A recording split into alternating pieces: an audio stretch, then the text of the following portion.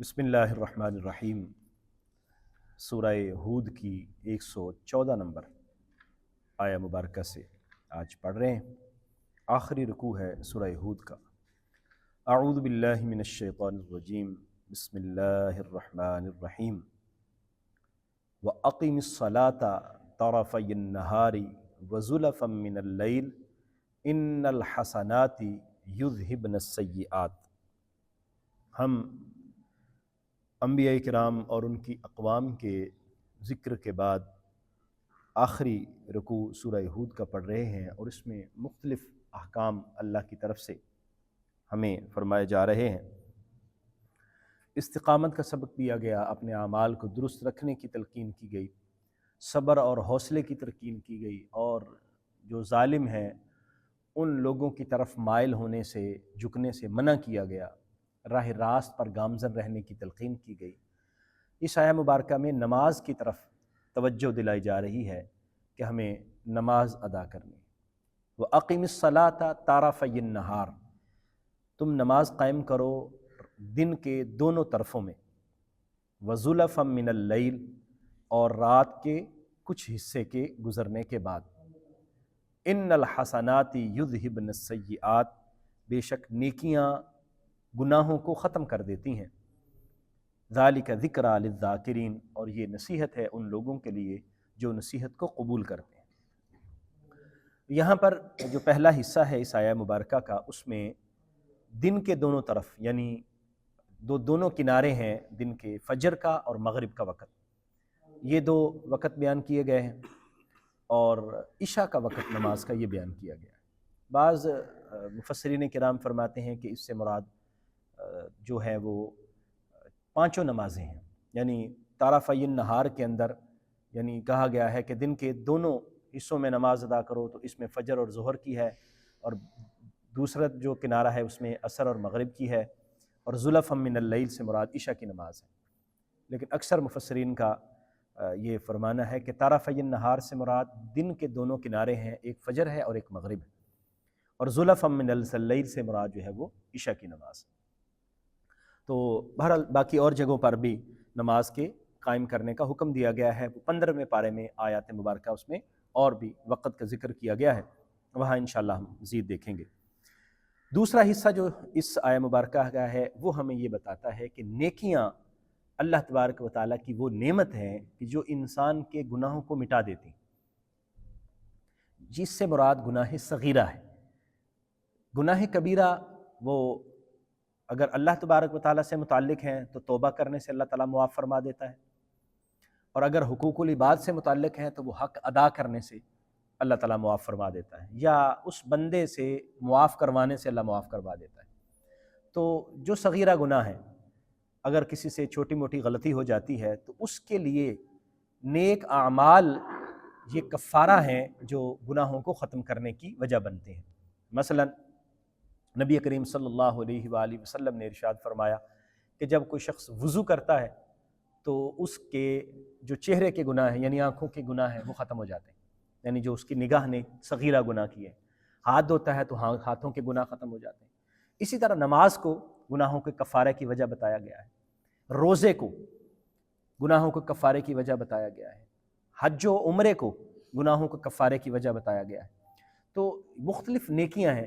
اسی طرح نبی کریم صلی اللہ علیہ وآلہ وسلم صحابہ کو تلقین فرماتے تھے، اور قرآن کی آیہ مبارکہ کا بھی یہ حکم ہے، اس آیہ مبارکہ اور اس کے علاوہ، کہ اگر غلطی ہو جائے تو فوراً اللہ کی بارگاہ میں رجوع کیا جائے۔ ایک شخص حاضر ہوئے، انہوں نے عرض کیا حضور یہ غلطیاں ہو گئی ہیں، حضور نے فرمایا وضو کرو، نماز پڑھو، اللہ تعالیٰ سے استغفار کرو۔ تو گویا وضو کریں گے، نماز پڑھیں گے، اللہ تعالیٰ وہ خطائیں معاف فرمائے۔ تو غلطی ہو جائے تو اس کا کفارہ کیا ہے کہ انسان نیکی کرے، تو نیکیاں جو ہیں وہ ان گناہوں کا کفارہ بن جاتی ہیں، اور نصیحت حاصل کرنے والے اس سے نصیحت حاصل کریں گے۔ وَاصْبِرْ، صبر کیجئے، فَإِنَّ اللَّهَ لَا يُضِيعُ أَجْرَ الْمُحْسِنِينَ، بے شک اللہ تعالیٰ احسان کرنے والوں کا اجر ضائع نہیں فرماتا۔ تو صبر اور حوصلہ اس کی بہت زیادہ تلقین کی گئی ہے۔ قرآن مجید کے اندر صبر کرنے والوں کو خوشخبری سنائی گئی، اور انسان کو بتایا گیا ہے کہ انسانی زندگی کے اندر آزمائشیں لازمی ہیں۔ ایسا نہیں ہے کہ انسان یہ کہے کہ میں ایسی خوشحال زندگی گزاروں جس کے اندر کوئی مشکل نہ ہو، کوئی پریشانی نہ ہو، کچھ دکھ نہ ہو، ایسا ممکن نہیں ہے۔ وَلَنَبْلُوَنَّكُمْ بِشَيْءٍ مِّنَ الْخَوْفِ وَالْجُوعِ وَنَقْصٍ مِّنَ الْأَمْوَالِ وَالْأَنفُسِ وَالثَّمَرَاتِ، کچھ نہ کچھ ضرور ہوگا، کبھی صحت میں کچھ خرابی ہوگی، کبھی مال و دولت کی کمی ہو جائے گی، کبھی کسی کے ساتھ کوئی جھگڑا وغیرہ ہو جائے گا، کوئی مسئلہ، کوئی نہ کوئی مسئلہ انسان کے ساتھ رہے گا۔ ایسا نہیں ہے کہ انسان ہر وقت بالکل فارغ رہے، اور اگر ایسا ہوا تو سمجھے کہ وہ اللہ کی آزمائش میں ہے۔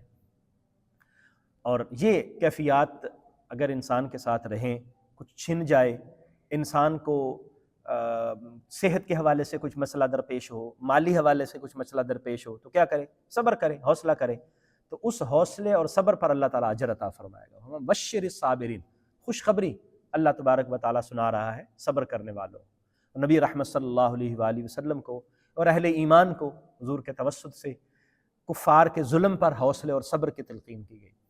اور جو اہل ایمان لوگوں کو تبلیغ کر رہے ہیں، حضور لوگوں کو تبلیغ فرما رہے ہیں، لیکن ابھی تک وہ رزلٹ نہیں مل رہا، اس پر حوصلے اور صبر کی تلقین کی گئی ہے کہ آپ حوصلے اور صبر کے ساتھ اپنے اس درست راہ پر گامزن رہیں، اللہ تعالیٰ اس کا اجر عطا فرمائے گا۔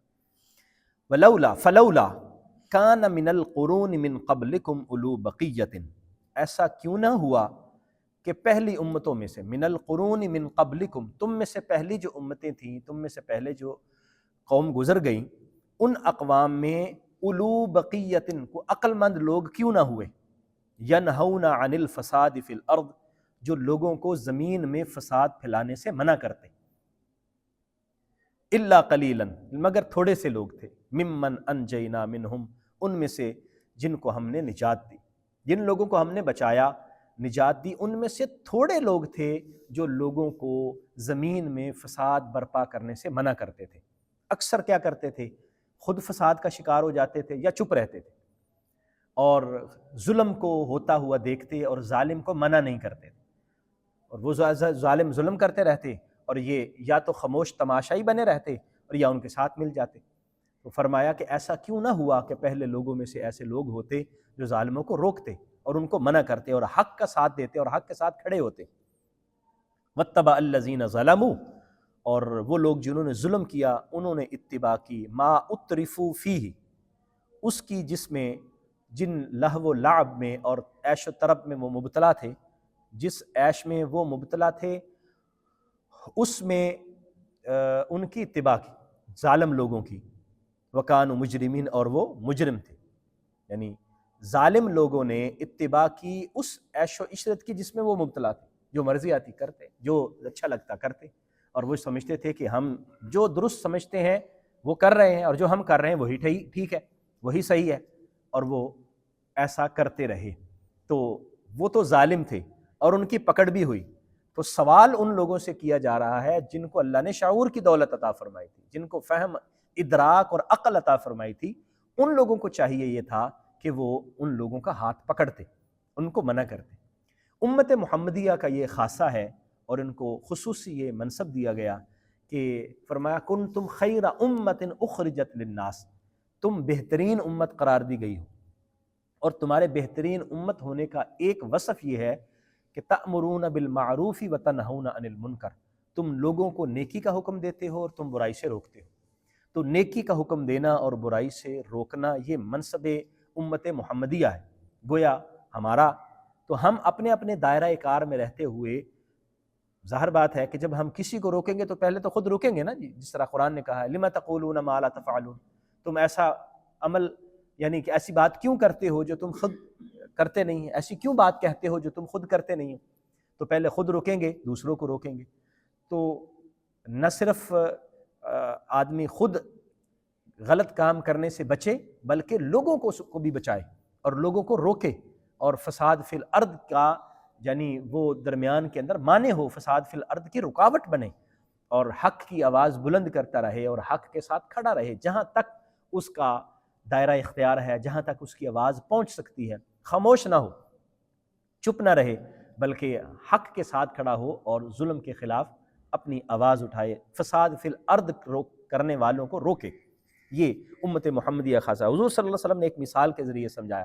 آپ نے فرمایا کہ دیکھو ایک کشتی ہے، اور اس کشتی کے دو پورشن ہیں، ایک اوپر والا ایک نیچے والا، اور نیچے والے جو ہیں وہ پانی لینے کے لیے اوپر جاتے ہیں، پانی کی ضرورت ہوتی ہے، اوپر والے پورشن میں جاتے ہیں، سمندر سے پانی بھرتے ہیں، پھر نیچے آ جاتے ہیں۔ تو اگر وہ یہ کریں کہ بھئی ہم اوپر جاتے ہیں، اوپر والوں کو تکلیف ہوتی ہے، تو ہم نیچے ہی سوراخ کر لیتے ہیں، نیچے سے پانی لے لیا کریں گے۔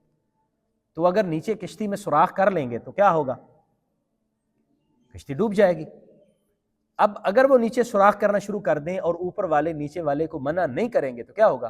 اوپر والے بھی ڈوبیں گے تو نیچے والے تو خود ڈوبنے کا اپنا کر رہے ہیں۔ فرمایا یہ مثال معاشرے کی مثال کہ اگر کچھ لوگ برائی کا ارتکاب کر رہے ہیں اور جو دوسرے لوگ ہیں جو برائی کا ارتکاب نہیں کر رہے، وہ خود تو ٹھیک ہے، لیکن اگر ان غلط لوگوں کو نہیں روکیں گے تو کیا بنے گا؟ معاشرہ خراب ہوگا اور اس طرح معاشرہ بگاڑ کا شکار ہوگا۔ وما كان ربك ليهلك القرى بظلم واهلها مصلحون، آپ کے رب نے، یعنی آپ کے رب کی یہ شان نہیں ہے کہ وہ کسی بستی کو ہلاک کرے۔ وما كان ربك، آپ کے رب کی شان نہیں ہے ليهلك القرى، کہ وہ بستیوں کو ہلاک کرے، بظلم، ظلم کی وجہ سے، واهلها مصلحون، اور اس کے اہل یعنی بستی والے اصلاح کرنے والے ہوں، اور اللہ تعالیٰ جو ہے وہ ناجائز ان کو ہلاک کر دے۔ اللہ کی شان ایسی نہیں ہے۔ اللہ جو ہے وہ ظلم سے پاک ہے، اللہ تبارک و تعالیٰ کسی کے ساتھ زیادتی کرنے سے پاک ہے۔ جن کو بھی پکڑا گیا ہے، جن پر بھی عذاب آیا ہے، جن کی بھی سرزنش ہوئی ہے، ان کی اپنی غلطیوں کی وجہ سے ہوئی ہے، ان کی اپنی خطاؤں کی وجہ سے ہوئی ہے۔ بار بار ان کو سمجھایا گیا، روکا گیا، وہ نہیں رکے، تب ان کو پکڑا گیا۔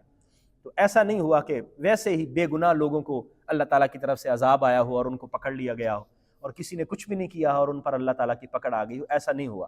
اللہ تبارک و تعالیٰ نے ان کے گناہوں کی وجہ سے اور ان کی نافرمانیوں کی وجہ سے پکڑ کی ہے۔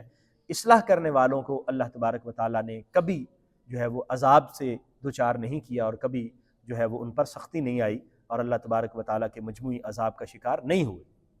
تو ہمیں یہ حکم دیا گیا اللہ کے حضور حاضر ہوتے رہیں اور گناہ کرنے سے خود بھی بچیں اور لوگوں کو بھی بچانے کی کوشش کریں، نہ خود فساد فی الارض کا باعث بنیں اور نہ لوگوں کو اس کی اجازت دیں کہ وہ آپ کے معاشرے میں فساد پیدا کرنے کا سبب بنے رہیں، کیونکہ اگر وہ فساد پھیلاتے رہیں گے اللہ تبارک و تعالیٰ پھر پکڑ فرمائے گا، اور پھر وہ جو لوگ ہیں جو بظاہر درست ہیں، وہ خود ٹھیک ہیں لیکن فساد پر خاموش رہے، وہ بھی اس کے اندر پھر پھنسیں گے اور وہ بھی پھر اس کا شکار ہوگا۔ حضور صلی اللہ علیہ وسلم نے فرمایا پھر قیامت والے دن جس کی نیت ٹھیک ہوگی اللہ تعالیٰ قیامت کو پھر دیکھے گا، لیکن یہاں جب دوسرے لوگوں پر عذاب آئے گا پھر وہ جو درمیان میں صوفی لوگ ہیں جو چپ کر کے بیٹھے رہے، ظلم پر بولے نہیں ہیں، پھر وہ بھی اس کا شکار ہو۔ اللہ تعالیٰ ہمیں سمجھنے کی توفیق عطا فرمائے۔ آمین۔ وآخر دعوایا ان الحمد للہ رب العالمین۔